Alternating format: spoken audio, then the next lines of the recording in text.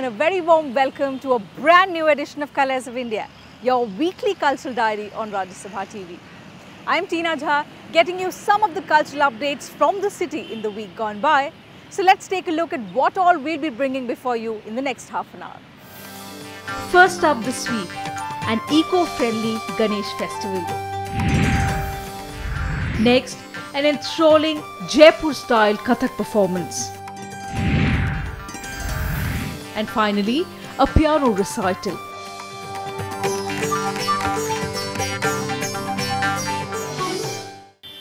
Ganesha Chaturthi was recently celebrated across India with much enthusiasm and fervour.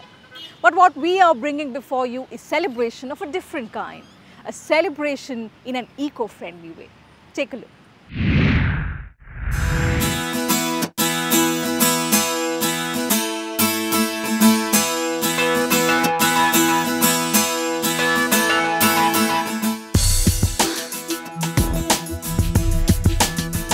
Claying Thoughts cherishes the thought of a world that will bring us closer to nature.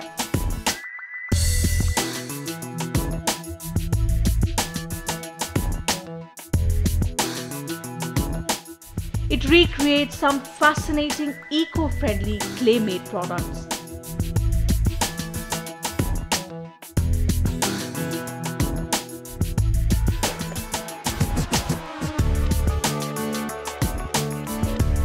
Right from molding thought into clay structures to its final touch.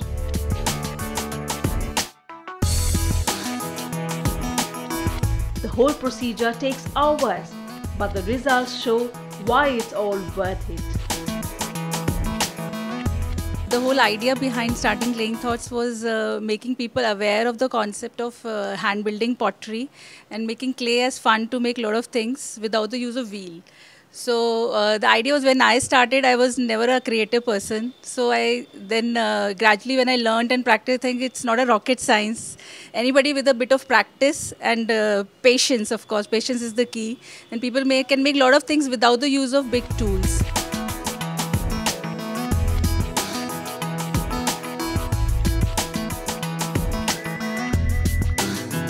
Just ahead of the Ganesha Chaturthi festival, Claying Thoughts offered workshops to teach clay enthusiasts how to build idols of Lord Ganesha in an eco-friendly way.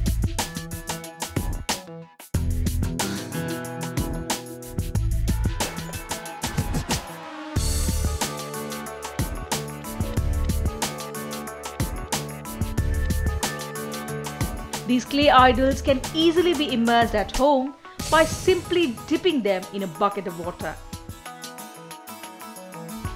Last 8 years I was in Pune. I used to watch Ganesha there.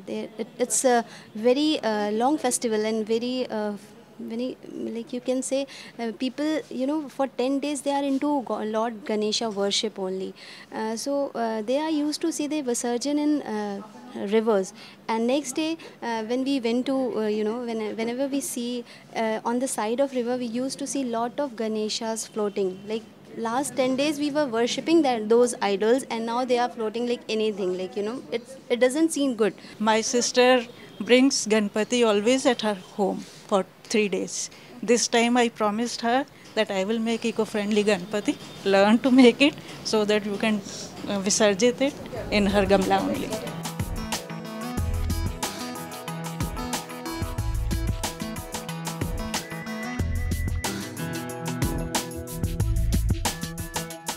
Pooja Verma, who is a potter herself, prefers the hand-building technique more than the potter's wheel.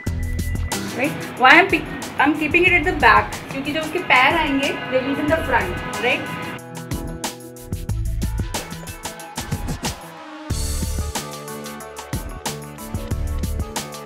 She strongly believes the hand-building technique allows one to express one's heart in clay creations better. If the murti is of POP, it won't going to melt even for years, right? But if a murti made of a simple mitti, the moment you put back into the water, it will become a mud again. So that's the most eco-friendly form of pujan that we can do.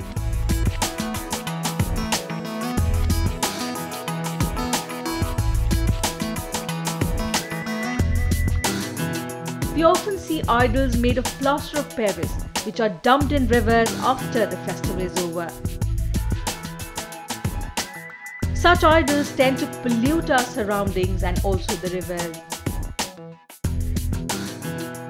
What hand building pottery is, if I say we go back to the ancient civilization when wheel was not invented, then people used to make pots with hands. That is called hand building pottery. When wheel was not there, people used to make pots, utensils, even a lot of things, jewelry. Indus Valley civilization, they used to make jewelry with clay. All these things were made without any specialized tools. They used to make wooden tools with stone tools, and they used to make this. So what wonderful thing is, without any much investment, we could make a lot of things with clay. So only thing is, you should know the right technique of making things.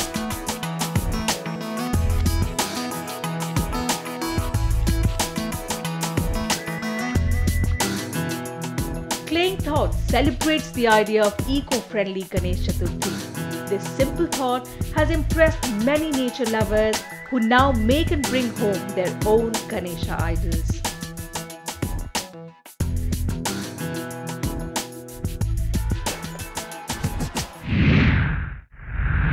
It's said that the nature of our future depends a lot on the future of our nature. And initiatives like these ensure that we celebrate the festival with a lot of zeal, but without causing any damage to the environment. With that, we slip into a very short break. There's much more lined up for you on the other side. Don't go anywhere. On the other side of the break, a mesmerizing Kathak performance.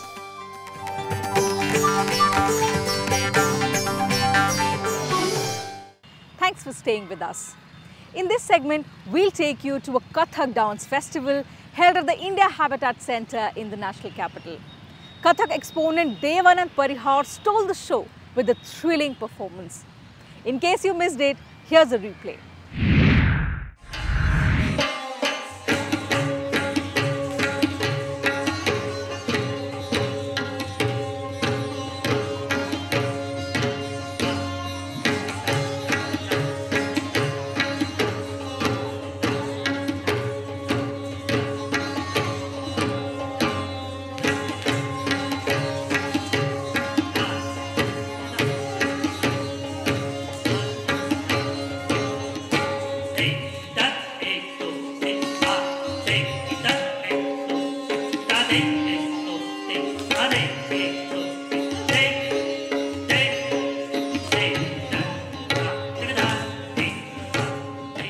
Devanand Parihar, a renowned Kathak dancer, celebrated the myriad colors of life in his performance at the India Habitat Centre. The Kathak Fest, presented by Sharda Nritya Niketan, showcased some beautiful dance pieces.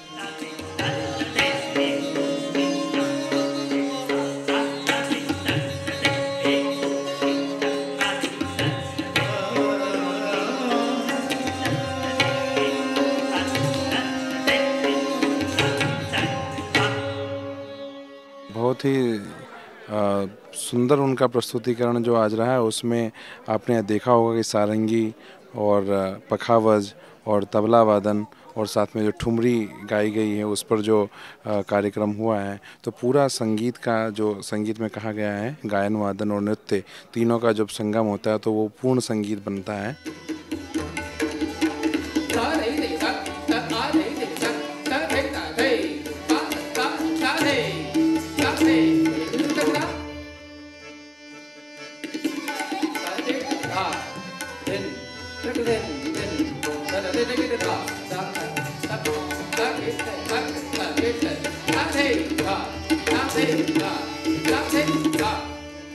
The jugalbandi between the ghungru and the tabla left the audience delighted. The thumri too worked like a charm and received much applause.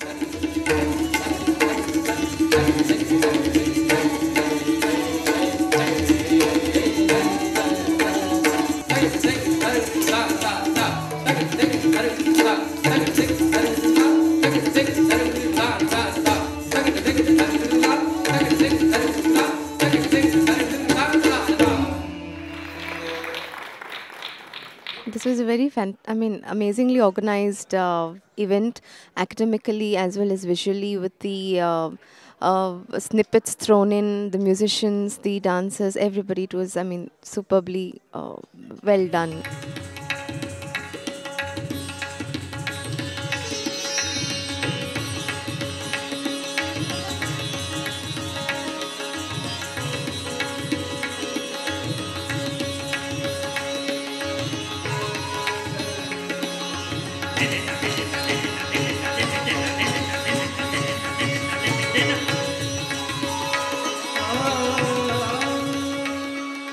Apart from Parihar, the festival also saw a group performance by the students of Sharda Nritya Niketan. The classical moves recreated the magic that any Kathak enthusiast would enjoy.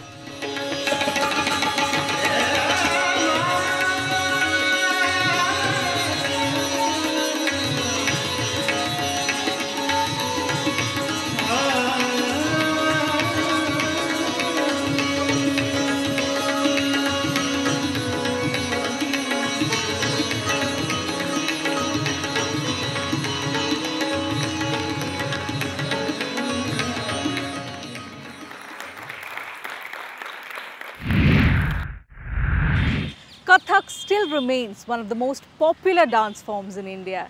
It celebrates the beauty, discipline and dedication. That leads us into another quick break. Still more to come on the program. Do stay with us. When we come back, we introduce you to the girl who has music on her fingertips.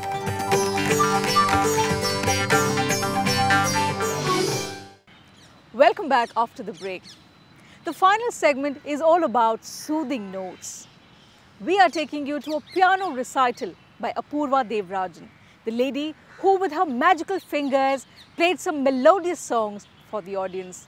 In fact, she left us all stunned with her performance. Take a look for yourself.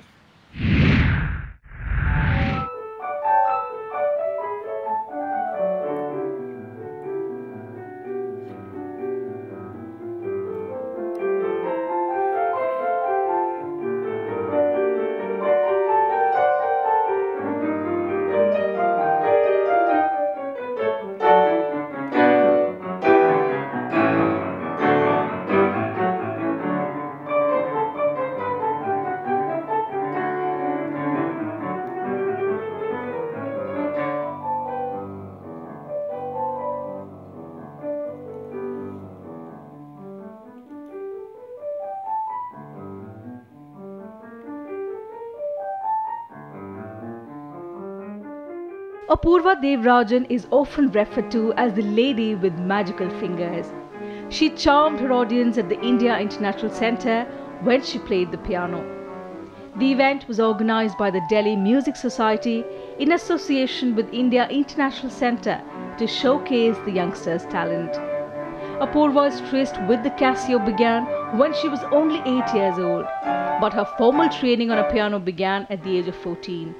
And since then, her career just took off.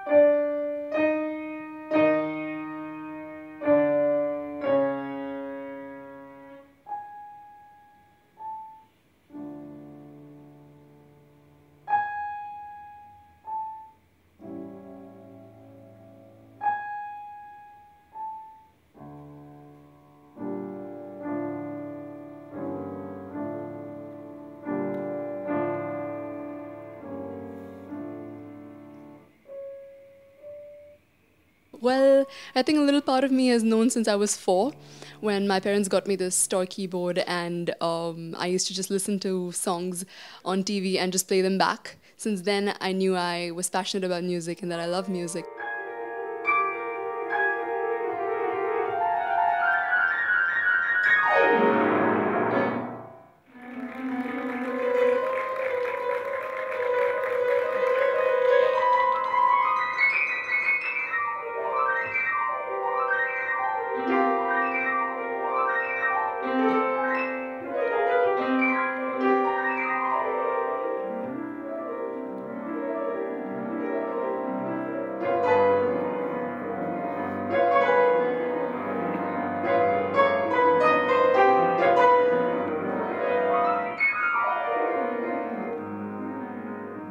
versatile pianist did not give up her love for music despite the obstacles that came her way.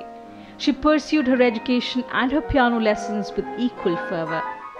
Her great talent was honoured in 2016 when she was picked for the Young Musician of the Year award by the Olga and Jules Grant Foundation.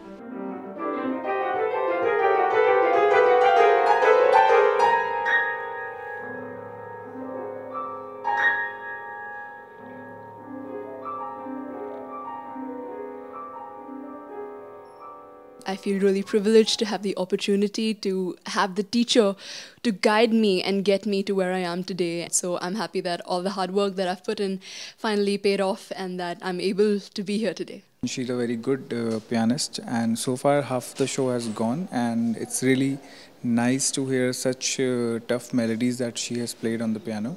I find it very soothing and it's very entertaining also.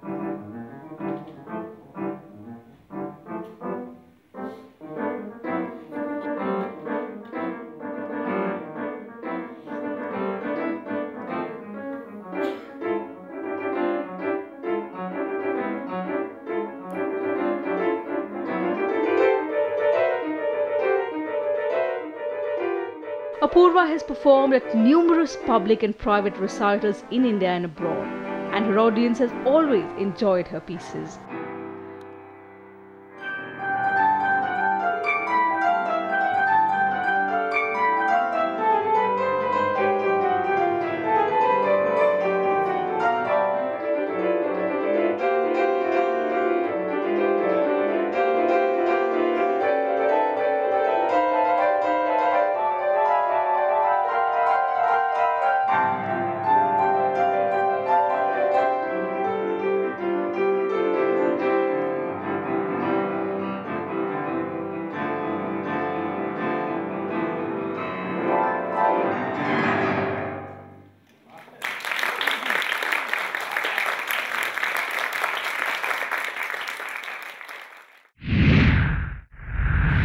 A creative pianist and what a versatile artist. She indeed gave us all an evening of soul-stirring music. With that, it's time for me to wrap up this edition of Colours of India. We'll see you same time next week with more such inspirational and thrilling performances. Until then, take very good care of yourself. It's a goodbye from the entire team.